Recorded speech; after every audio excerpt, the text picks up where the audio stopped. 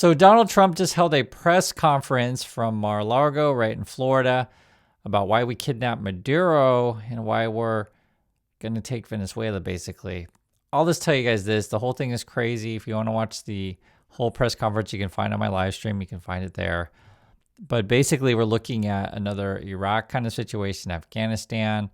They were saying things like, we're not afraid to put people on the ground, talking about boots on the ground, because they're getting questions on that. The actual quote would be, Trump says the U.S. will, quote, run Venezuela until, quote, its safe transition can take place.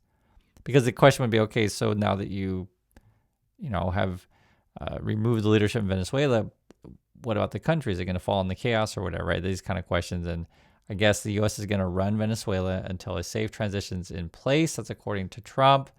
He says U.S. oil companies are going to fix the, quote, broken infrastructure and, quote, start making money for the country.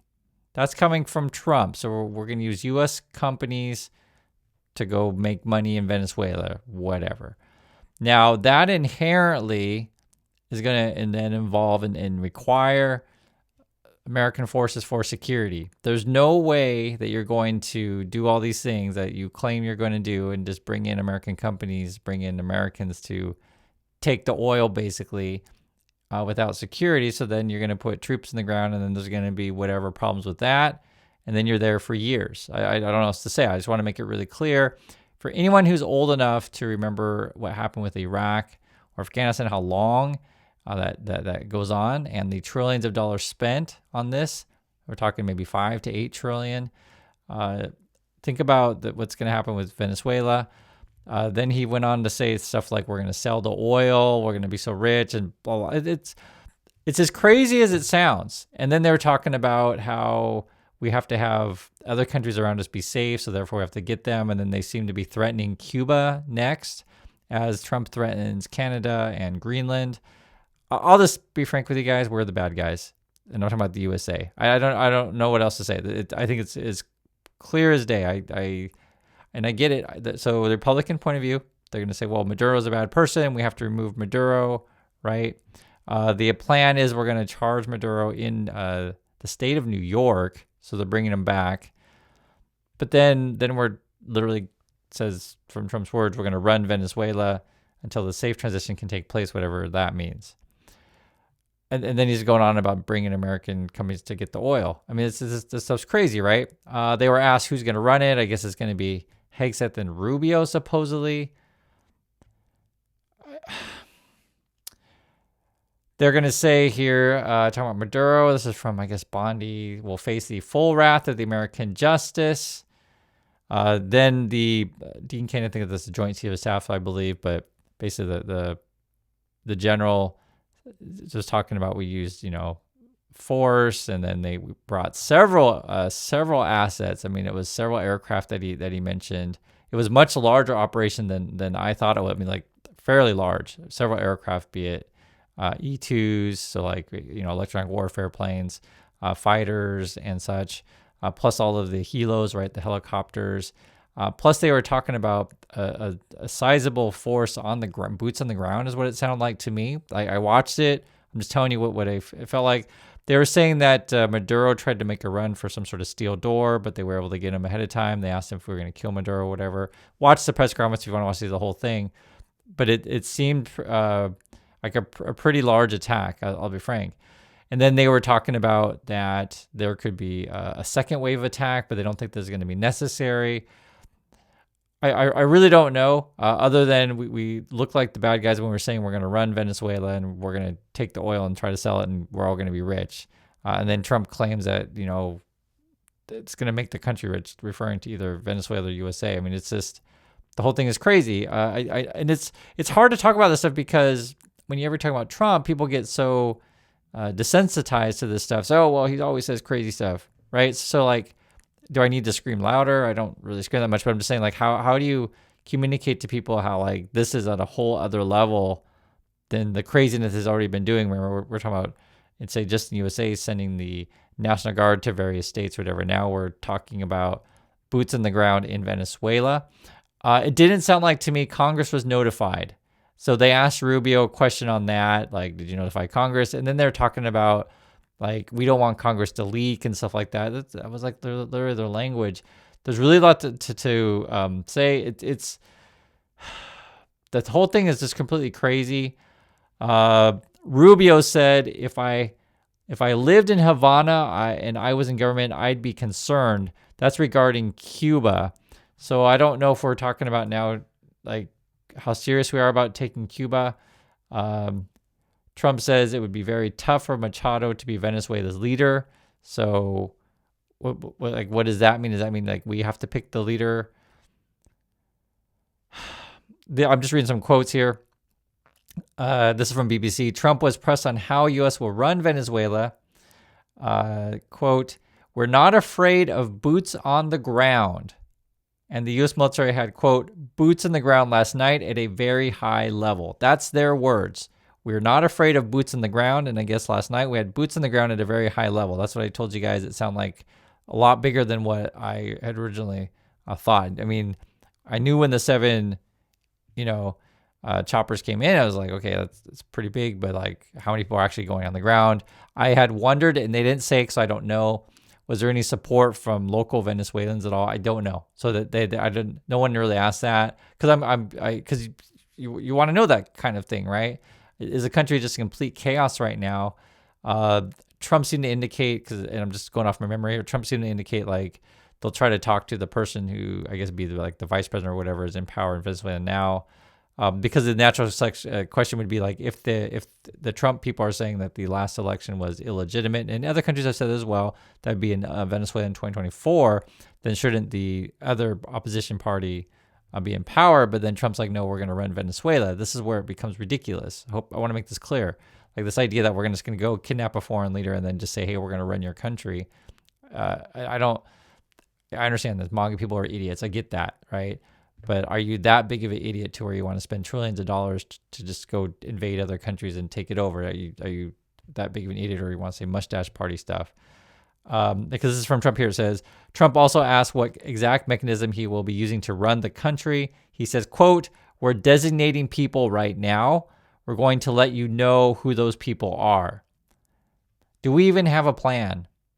It's a legitimate question. Do we even have a plan? That was his. This is what Trump says. We're designating people right now. We're going to let you know.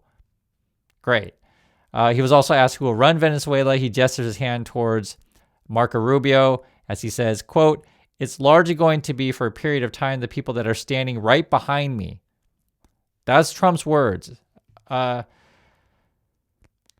And like I said, we've lived through this stuff with the Iraq and Afghanistan. If you want to go further back, right? Like, are we going to be committed for years? Say something like Vietnam. If you guys don't know, I lost my family in Vietnam. I'm Vietnamese, right? The military took me from Vietnam and made me live in USA. That's my history. If you don't know about my history, like I take this stuff very seriously. It's absolutely insane. This kind of stuff. It's like we never learn from history. And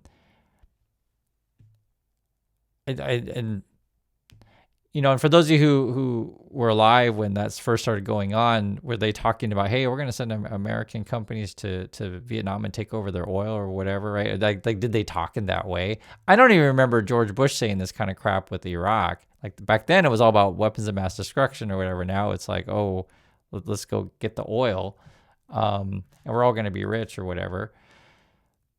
So in my opinion, if you're not informing Congress and you're basically putting boots in the ground, this should just flat out be illegal in U.S. law. So I don't know how anyone would be like, great, let's go run another country. I would be filing for articles of impeachment right now. That's just my opinion on that. I'm sure there'll be others out there. We talked about before also in Europe, if you're going to say, okay, what Russia is doing to Ukraine is wrong, then you basically equally need to say what USA is doing to Venezuela is wrong, right? Because essentially the same kind of thing. You're talking about, I'm just going to come in, take over the country and do, regime change or whatever and start attacking. Russia and China are already coming out against Trump. Europe, they're basically kind of trying to play the middle of ground, I guess you could call it here, because they come off as hypocritical if they condemn Russia but not condemn Trump. I haven't heard anything yet from Canada because they want to hear how other countries are responding to this thing. But we're in this alone, though. I don't think any countries are going to be like, be it our allies are going to be like, yo, I'm totally going to send troops to Venezuela. I highly doubt that. I think the question will be, so Venezuela, most likely you got to bring this up at the UN and see what happens. Usually in these situations, the Security Council will chime in, and U.S. will veto whatever the other countries say. Our whole system is absolutely just whacked out and insane right now. Let me give you a couple more updates if I see anything else here. We're waiting for probably they're going to do some sort of crazy TV drama with Maduro in a trial, I'm sure. This will all be to deflect from whenever, political problems that Trump is having, be it the Epstein stuff, be it a poor economy, be it sagging poll numbers, these things. Take your pick. It's not just one thing. It's multiple things. I want to make sure that's clear. Here's some other key points here. So yeah, U.S. will run Venezuela. Express doubts on Machado. U.S. does not fear putting troops on the ground. Quote here, the U.S. will take, quote, tremendous amount of wealth out of the ground. That's coming from Trump is what he's saying. In the form of reimbursement for the damages caused us by that country. Oh, and the other thing that was kind of whacked out, there's so much whacked out. They're just like, they were talking about weapons that Venezuela had, and they said like, oh, well, they used them last night. But it's like, we attacked Venezuela, and then this idea that Venezuela has weapons to attack us, but like we're literally attacking them. Like there's no other way to put it. And for any MAGA Republican person, just tell me, did the Venezuelan did they use fly jets over Miami or whatever and attack us? Did they? I mean, you already know the answer. So we attacked them, and then they attacked us, or resisted, however you want to say it, defended themselves. So, but that's what Trump was trying to say. Oh, they used their weapons last night against us. It's like we attacked them, like flew our choppers in and such.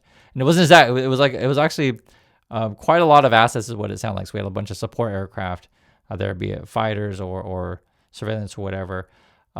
Trump then says U.S. companies will go into Venezuela, quote, spend billions of dollars, fix badly broken infrastructure, the oil infrastructure, and start making money for the country. That was a quote from Trump. Also, Senator Trump said the U.S. is, quote, ready to stage a second and much larger attack, but I think they downplayed that one.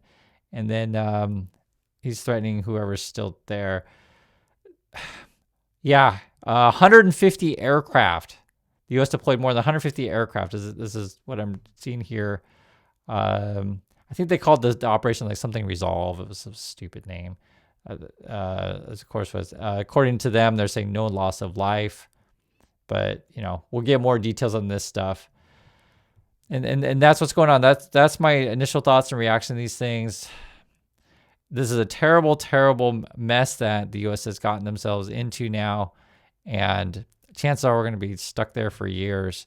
And I just, for any MAGA person, because if you're already a sane person, you're to get what I'm saying. But for the MAGA people out there, just the simple questions I pose is, do you want to spend money on this, your tax dollars? Is this putting America first by sending our troops and, again, boots on the ground and running in other countries? Is that your plan? Because I think essentially what Trump's plan is like, hey, like, how can I get me my billionaire buddies and oil buddies rich and whatever? So I think it's pretty obvious to me, but I want to hear from you.